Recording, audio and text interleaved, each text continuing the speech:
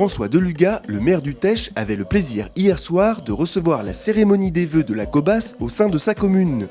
Jean-Jacques Hérol, le premier vice-président, a tout d'abord présenté un bilan de l'année 2017 avant de laisser le micro à Marie-Hélène Deségo, la présidente, qui a abordé les grands projets à venir pour cette nouvelle année.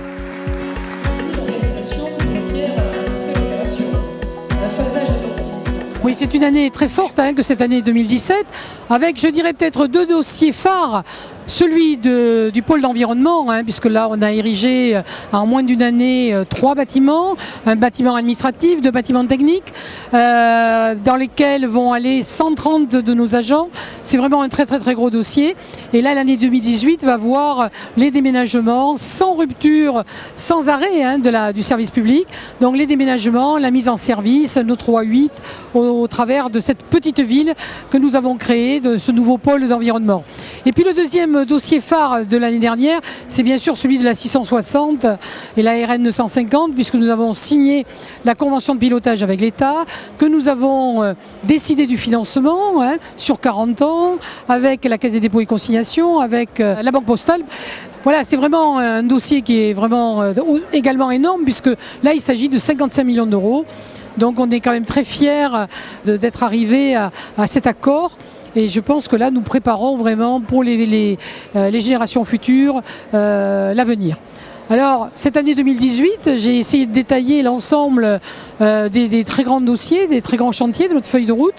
Elle est énorme encore. Oui, c'est important. En fait, depuis 2014, on n'a rien abandonné. Soit tout est terminé, soit tout est en cours de développement, soit tout est en train de démarrer.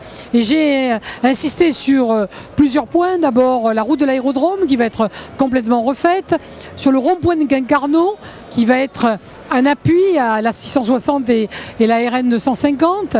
Voilà, beaucoup de projets. Le Music Pole qui va être un lieu dédié pour nos professeurs de musique et puis pour tous nos élèves. Ils sont très nombreux, on a 1200 élèves dans nos écoles de musique, une cinquantaine de professeurs. C'est l'équivalent d'un petit conservatoire départemental.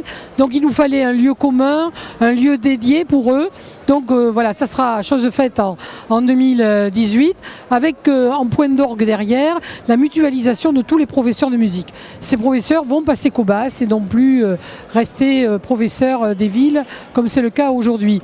Donc c'est vraiment des points très forts qui engagent vraiment les finances d'ailleurs de notre collectivité qui sont extrêmement saines. On a beaucoup de chance d'avoir des ressources très pérennes, des ressources dynamiques malgré la baisse des dotations de l'État. C'est ce qui nous permet de faire une collectivité qui avance, qui accélère, comme je l'ai dit, encore plus en 2018, qui avance bien et une collectivité qui fait des investissements que les villes ne pourraient pas faire elles seules. Voilà, c'est ça qui est très important. C'est une belle collectivité d'investissement qui, sur le plan du département maintenant, compte énormément.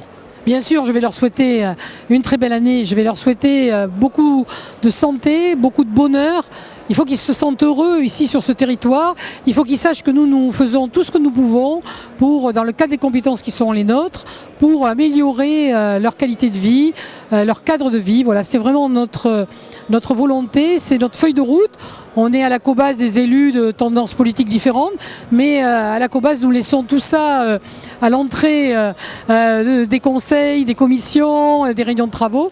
Nous sommes très tendus vers apporter vraiment une satisfaction aux besoins de nos habitants.